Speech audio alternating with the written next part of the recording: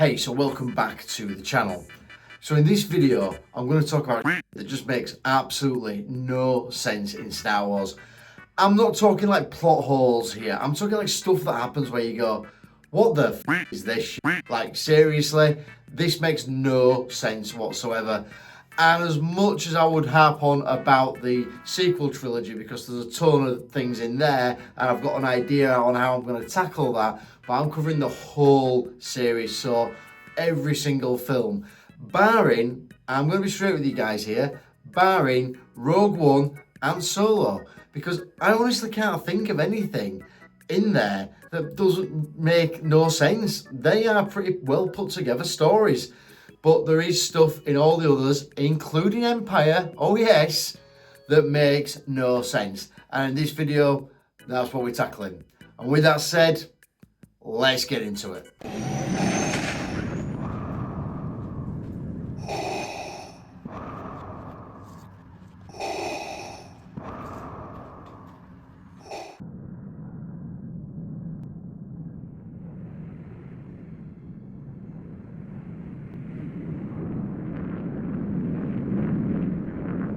You know, for all the shit that we give Phantom Menace, you've got to say that there ain't really any significant WTF moments in there.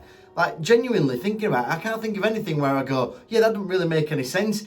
The only thing I can think of, and it's proven that this doesn't happen anyway, but is that Maul doesn't die from being cut in half. Now, we can argue, well, why don't he die? Like, he gets cut in half in a pretty severe place. Let's just put it at that. And you have to argue that, to be fair, from a would it kill me perspective, that's worse than what happened to Anakin. But obviously he doesn't die. And so you could argue that, okay, that is a significant, you know, what the moment, or that makes no sense moment. But that's it. That is literally the only thing I can think of with the Phantom Menace. So for all the shit that people give it, at least it's not full of plot holes. Now you might think that there's a lot of things to actually pick at here with Attack of the Clones. But watch it, or even think about it, and think what actually is, like, that doesn't make any sense. Because to be fair, even though it's not the greatest Star Wars film, and alright, we know that, you know, yeah, it's a bit boring in places and whatever.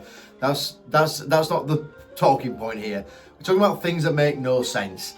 And to me, there's only one thing that doesn't make any sense. And it's, why on earth did Naboo put Jar Jar Binks in as like their representative senator when Padme is absent? So Palpatine's moved into like the Chancellor position, and now Padme is like senator, and she's obviously absent, so they put Jar Jar in place. Why? Like, one, the Dungans don't even get a look in, really. It's like the Nabooians. Secondly, it's fucking Jar Jar, right? The guy is a doylem, he's a doofus, he's mocked throughout the entirety of a Phantom Menace, and then all of a sudden he's like, oh yeah, we'll put him in as leader and representative in the Senate to our planet. Yeah. What? We're expected to believe that? Like, really? Oh man, I mean, look, I know it's a plot device. It is a plot device because it then allows Jar Jar to be the one that makes the suggestion that Palpatine has emergency powers. It's a plot device, so fair enough. Well, come on, guys. Like, seriously? Like, are we supposed to be that stupid as an audience that we don't go, oh, wait a minute. Ain't that the dumbass guy? Like, and now he's a senator? Seriously? Like, no. But genuinely, other than that, I can't really think of anything in Attack of the Clones that is like, that don't make sense. You know, Revenge of the Sith is absolutely one of my favourite films, particularly within the Star Wars universe. But anyway, it is great. But there is, without question, a moment where I just go, what the hell? That makes no sense. And it's Mace Windu. When Anakin goes to Mace Windu to tell him that Palpatine is the Sith Lord, and that he's confirmed it, and he's admitted it to him, and it's like, look, we've got to go together, we've got to take him out.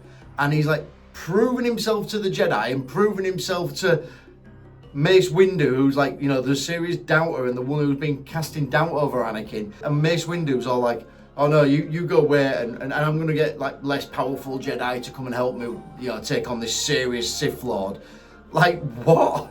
It literally makes no sense. Now, I appreciate it's a plot device, and that is why it happens. It's a plot device so that Anakin can find Palpatine being attacked by Mace Windu, and rather than sort of following the rules, Mace Windu is going to go against the rules and take Palpatine out. And yeah, it's a plot device. That is it. But realistically, it makes no sense. Like, come on, it makes no sense. So that's the only thing I can think of in Revenge of the Sith that literally makes no sense.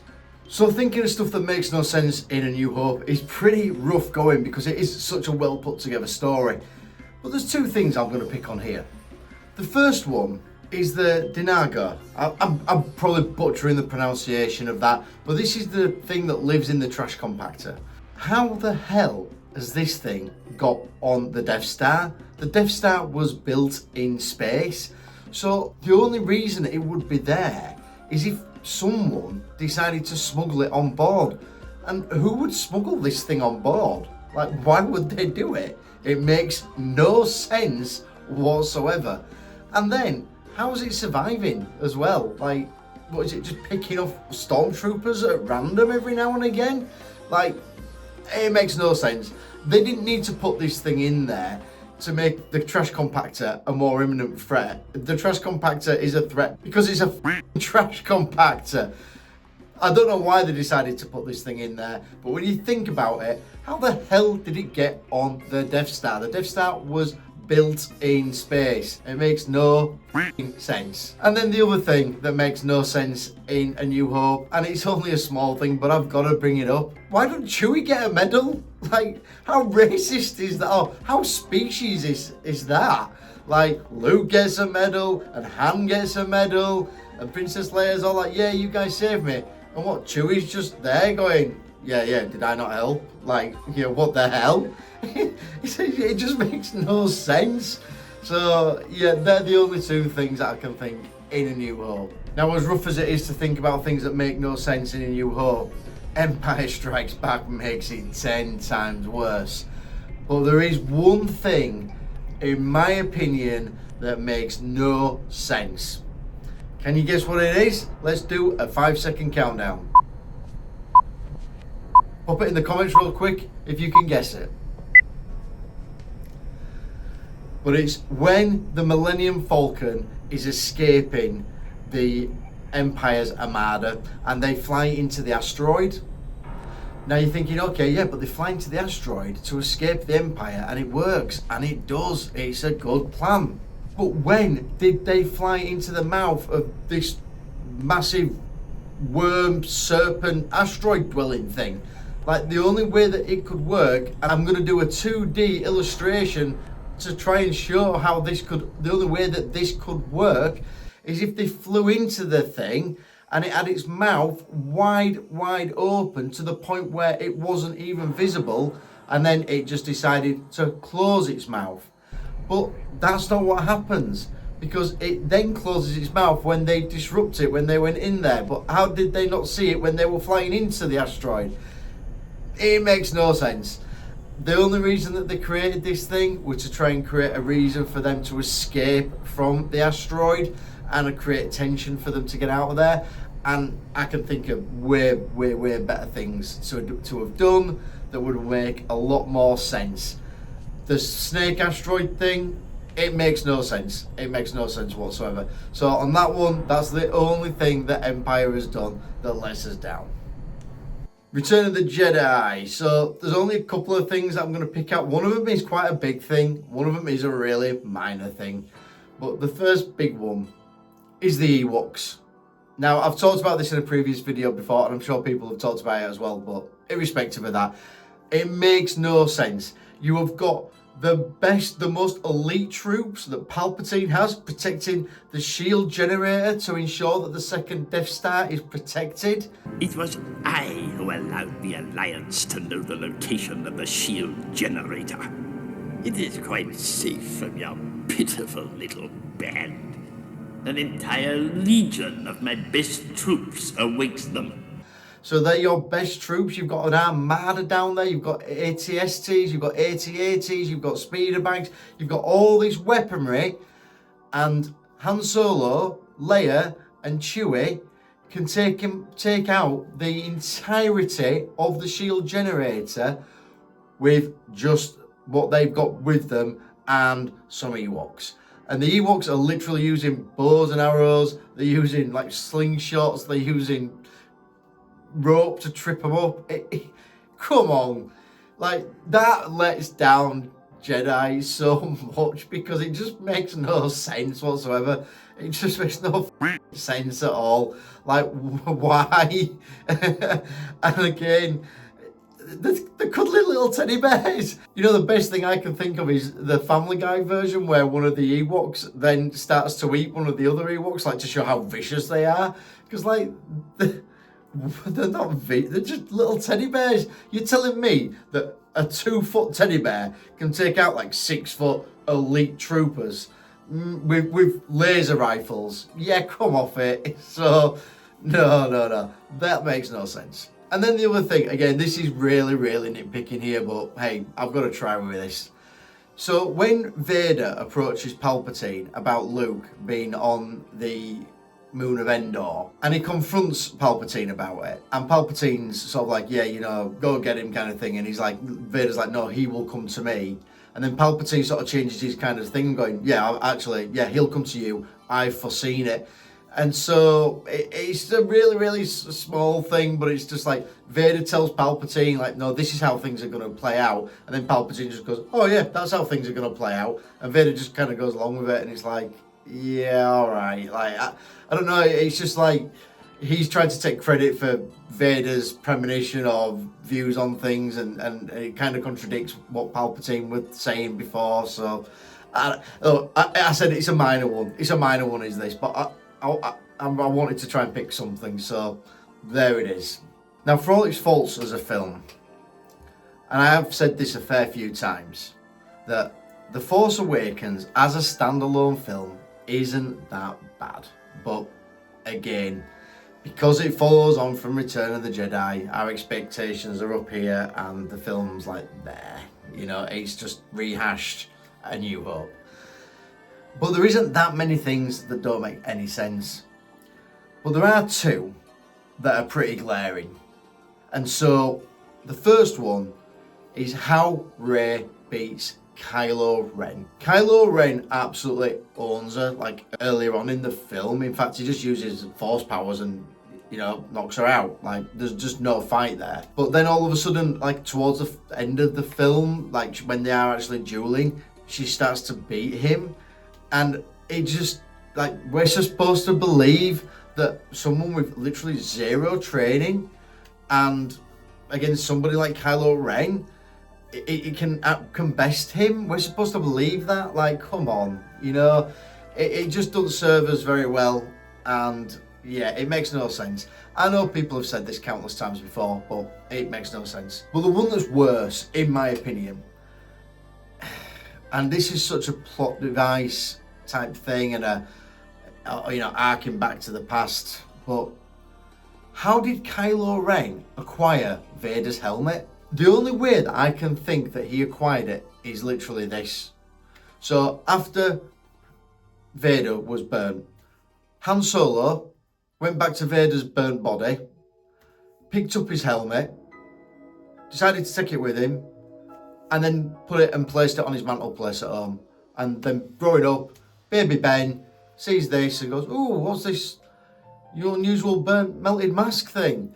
And then all of a sudden, like, starts to realise that it's his granddad. Like, what? It makes no sense. Are you telling me now that Kylo Ren was, like, able to find out where Vader was burnt and where he died, ultimately, where his body was, you know, burnt up, and then he went back there? So he went back to Endor and decided, and Darth Vader's mask was still there. Like, and he must have been an adult. So, you know, like, I don't know how old, you know, let's say, for example, it's 5 years after that Kylo's born, and he went there when he was 20, so it's 25 years since that happened. Just hypothetically, Vader's mask is still there. It's not been buried under whatever, like soil and debris and everything else. It just makes no sense. Literally, the only thing I can think of is the stupid example that I've given of Han Solo stealing it. And why would Han Solo do that?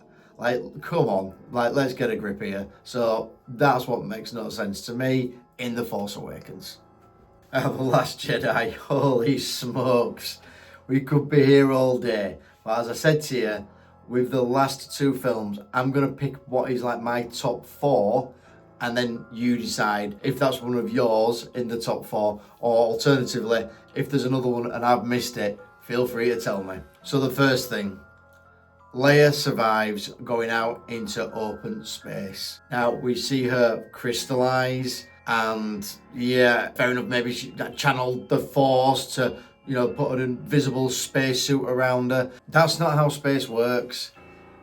You'd be cooked if you're out in space without a suit on. You're cooked. I don't care what universe you're in, the Star Wars universe, our universe, the flipping Avengers Infinity War universe, Marvel universe, I don't care. Space is space, and we have to treat it as such. And you go into the vacuum of space without a spacesuit on, you ain't surviving. The whole her Supermaning to the back to the ship, whatever, that's irrelevant really. The whole surviving, being out in outer space is just ridiculous. The next, Snoke. I hate how they killed Snoke off. I hate what they did with Snoke. I was so anticipating to see something decent with this unusual, new, apparently super powerful character. But when he's coercing Kylo, apparently, to kill Rey, and that's what he wants to achieve, he's killing Rey, and he's got the lightsaber literally by his side, and he's saying, I see him turn the lightsaber, where you've got Kylo going, like just turning it ever so slightly. And it's like, he can't see that lightsaber by his side is being moved. Apparently, this guy is all-seeing, all-knowing, and he doesn't see this? Come on. Seriously? Like, what the f***? Yeah, no. That makes no sense to me. Don't build the character up to be something that he's not. Either make him somebody that is all-seeing, all-powerful. Great, right? And don't have him fall down to plot devices like that. Or don't give him them abilities, don't give him them kind of powers, and then he can be taken out by things like that. And another obvious one is the ship going into light speed, into the supremacy. What the hell? Like, how is this a thing? And if this is a thing, then why not just use like an escape pod with nobody in it and just let that go into warp speed or space drive or whatever, and let that flipping sacrifice, or use one of the smaller ships. If an escape pod can't do that kind of velocity, but all the other ships can that are in the Armada, so just get one of them to do it. Empty that ship, fill up the big ship, light speed it in there, we're good to go. It makes no sense. It makes no sense. It's not a thing. It wasn't clever. It sucks. It's a definite what the f*** moment. But then the last thing for me, and yep, we've talked about her, but why is Admiral Holdo withholding information? Actually, it's quite a good name for a Holdo because she's withholding information. I realised that. Anyway, why do it? I don't get what the point is. The only reason not to do it is because you think that your team are spies and they're giving information or leaking information to the enemy.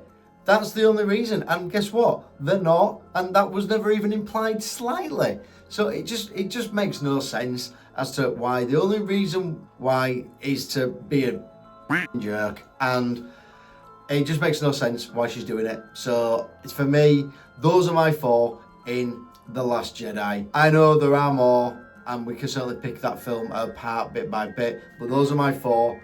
This doesn't make any sense. But for all the things that don't make any sense in The Last Jedi, the Rise of Skywalker, yeah, it went, yo, hold my bullshit, right? Because that film is just on another level, and I've said before, it is the worst one by far, in my opinion, the worst one. But these are things that, in my opinion, that make no sense. Palpatine. How on earth did he build an entire fleet of Star Destroyers on Exegol and they're all like under the ground? Like, how? Okay, where do you get the materials from? Where do you get the people and the labour force to actually build all these ships? Where do you get the food and the resources to feed these people? Or were you just using Force Ghosts? Like, what? No, he's so ridiculously stupid. And when I saw that at cinemas, I was just like, what the f is this? Like, come off it. I can believe a Death Star being built by an empire. I can get my head around that because it's a massive empire with loads of resources. But a planet with literally no people on it that's just literally a storm-ridden death zone, and you can build thousands of Star Destroyers. Got ya. Right. So, I Wikipedia'd this, and its explanation, to me, makes absolutely no sense. So, not only does the sequence of events make no sense, but also, like, the explanation makes no sense. And it's why the Knights of Ren turned on Kylo Ren. The Knights of Ren are supposed to be his trained troops, almost like his inquisitors, if you will. They're loyal to him, not to the dark side, not to the light side, not to the Empire or the First Order or the New Order or whatever you want to call it now. They are supposed to be loyal to Kylo Ren, the Knights of Ren. And then all of a sudden they're supposed to be loyal to Palpatine. This is what Wikipedia told me, is that they are now loyal to Palpatine because Kylo's turned to the light side and they're the dark side. And now they support Palpatine. They didn't even know Palpatine existed. What are you talking about? It makes no sense. And again, they are supposed to be loyal to Kylo. If anything, they should have been helping Kylo kill what's left of Palpatine, zombie Palpatine. Oh God, it's just so stupid. It makes no sense. Obviously, the knife thing. The knife thing is just crazy stupid. I've actually seen some really funny videos about it, so I ain't going into the whole thing about it. It just makes literally no sense whatsoever. It's the most stupid side quest plot device. Gotta go here to side quest it up. I'm extending the length of the film bollocks I can possibly imagine. Like, it's just, oh damn it. It's just so stupid. So yeah, that's my, like, one of my, it don't make any sense. And then my final, it don't make any sense. General Hux is the spy. What? What?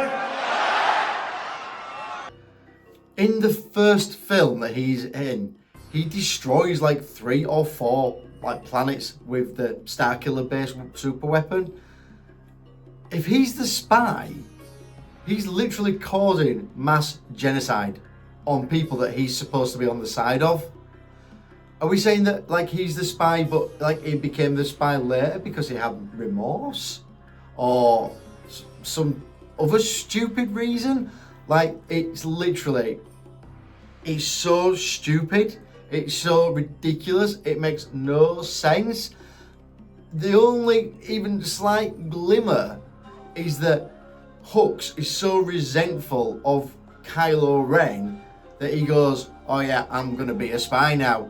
But are you telling me now that the Resistance would accept him as a spy after causing mass genocide? Seriously, that'd be like, literally this is how it'd be, right? It's World War II and Mustache Man decides that he doesn't like one of his generals because one of his generals is becoming a bit more popular than him. So Mustache Man comes over to the UK and goes, hey, guess what? I want to be on your side now. I know I've caused mass genocide, but I want to be on your side. Oh yeah, come on board, mate. Don't worry about it. Do you want a cup of tea and a cake? Like, what? It is ridiculous. It makes no sense whatsoever. They would string him up. He wouldn't, no. You've chose your side, buddy. When you did the mass genocide, that's that. How they put that into the film is beyond me. And it just makes me so, fucking angry. But anyway, this is my things that makes no sense video. It's not a ranking list or anything like that. It's just to talk about them. And as much as I love the Star Wars franchise, and obviously I do, and obviously you do as well because you're watching a YouTube channel that's orientated around Star Wars, so, you know what I mean, bring it in, that's cool, right? But there is stuff that makes no sense. And, you know, as fans of Star Wars, we don't have to put up with it, to be fair. I do really want to punch back at this type of stuff because when stuff makes no sense, it just makes me go, come on, like, it ruins the story, it ruins it. The things that I brought up in Return of the Jedi and Empire and even A New Hope, they are so me literally like picking hairs out of things, like literally, it's like, you know, trying to find fault. But the other stuff is so glaringly obvious, even in the prequels, it's so glaringly obvious, and it's like, come on guys, you know, do better, be better. But with that said, hope you enjoyed the video. Don't forget to like, don't forget to subscribe if you haven't already, and I will see you in the next one.